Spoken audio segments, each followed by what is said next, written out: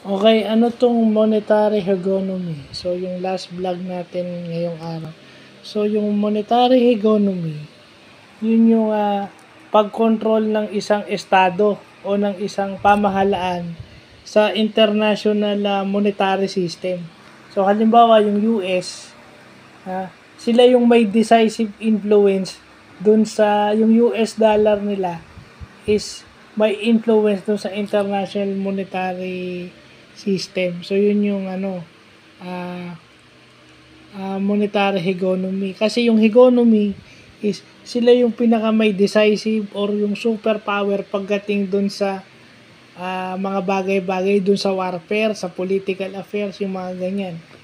So, pagdating sa pera, yung currency mo o yung estado na yung government o estado na yung currency ang nagko-control do sa yun yung tinatawag na monetary hegemony.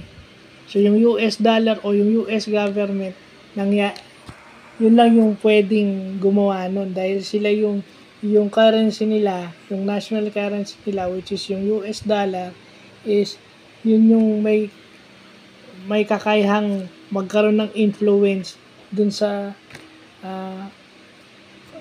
foreign exchange at saka dun sa international monetary policy. So, yun yung mga terms na I guess dapat natututunan natin from economists and accountants and business people. Especially dun sa mga experts sa international business, international economics, and international trades. So yun, kung talagang ano mo yung industry, aalamin mo yung mga terms na pwede maka-apekto sa work mo at sa company mo kung talagang mahal mo yung trabaho mo. So ito yun. So, yun lang po.